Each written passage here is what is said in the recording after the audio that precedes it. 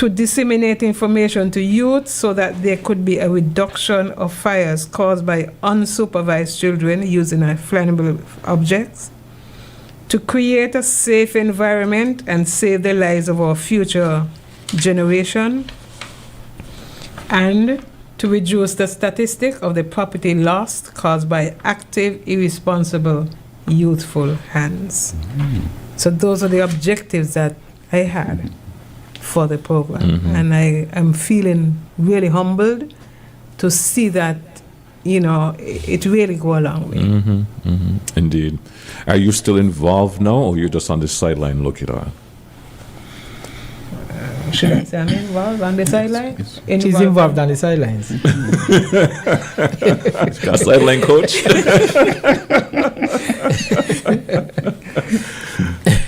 Are those mandates still on your agenda, or you have evolved and changed those mandates and improved on it? Well, like I said, that's the foundation, and the foundation really hasn't changed. So we just build on the foundation, and we try to make the program more comprehensive, to include all areas or most areas that a child may come into contact at some point. So it hasn't changed. We've just, like I said, we've just built on what was already laid. I don't believe in messing with foundations. You mess with a foundation and your building will crumble. Oh, you better believe that. Yeah. You better believe that. Yeah. Unless you're strengthening it, you don't trouble it. Future plans. Let's touch base on future plans. Well, we do intend to make the program bigger and better as we go. One of the things we do and we try to do is after every program, we look at the good and what went good, what went bad, how we could improve, what we could do the next time around. As a matter of fact, the having the program in one central area was one of the decisions that we thought would make the program easier or better. And so we do intend to continue to revise and revamp as needed, to reach as many of the youth as possible. And now that we have social services and we have job council on board, we know that the children will be more informed and will be able to make better decisions at an early age when it comes to harmful drug substances and social services. What they realize is that the way children nowadays are socialized, they spend most of their time indoors on video games, on the cell phones, so they don't really know much about outdoors. So what social services wants to do is to introduce them to a lot of the old school outside activities that used to take place. Rounders, Mississippi, hopscotch, that kind of thing, along with other things that they intend to share with the children. And so the future for the summer program, it looks bright. As I mentioned, we do intend to continue to build and continue to look at other persons who have these kind of camps and see what they do and see if there's anything that we can use to enhance our camps. Because if you realize, most of the camps, they basically have the same content. When police has a camp, they invite fire. When fire have a camp, they invite police. When social services have the camp, fire is present. So you find that all the camps, they're getting the same information, and so it is just reinforced. So once we continue to do that, I'm seeing that our future as it relates to fire safety looks bright. We have some work to do still, but as the time goes by, we'll continue to advance and enhance the program. Donations. Well, I'm going to let you touch base on that. I'm going to give you the final word to touch base on that. But Mrs. Fo, you're the star of the morning. So we have 5 minutes left. I'm going to give you 3 minutes out to that 5. if there is anything that you would like to share that you didn't get a chance to share this morning in terms of the program itself, from where it began, the journey along the way. Anything that you had planned to share that you didn't get a chance to share this morning, if you like, you can do so now. Okay, when I left the service in 2006, when the program started, we have already touched base with 22 primary schools in St. Kitts and 7 on Nevis. So we actually use like 3 primary schools per year, 3 to 4, so that we at least go around and all the schools are involved.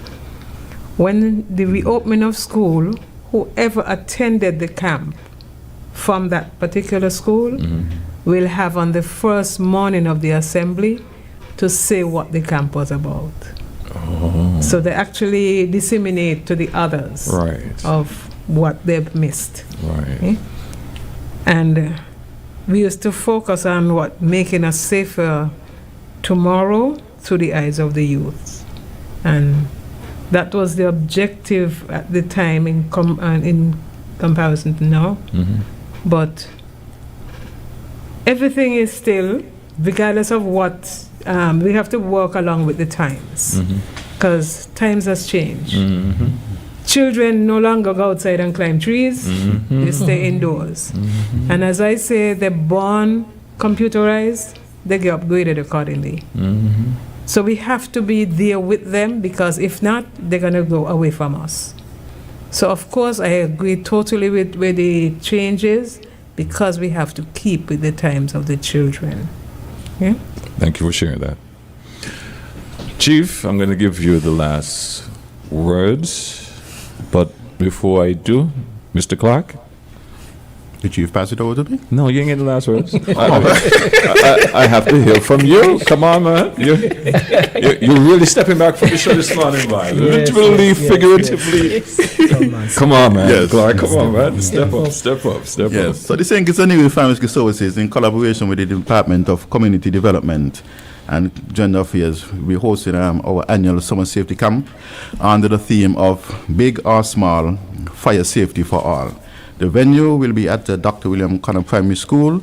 The camp to be held between Monday, July 14th to July 18th, 2025. Ages between 5 to 12. The time from 9 a.m. to 12 p.m. Registration fee be $20. The lessons will be drug prevention, road safety, natural disasters, water safety, fire drills, basic first aid, fire safety, fire prevention, and fun-filled games from the Department of Gender Affairs. So come on out, sign up at each school. We have a number of QR codes out there. Persons can register. Asking persons to come on board as well and give a nice donation, which will be geared towards the development of the camp and ensure that the participants are well fed and well being taken care of. So that is it from me, from this day. Thank you so much, Mr. Clark. So easy that was.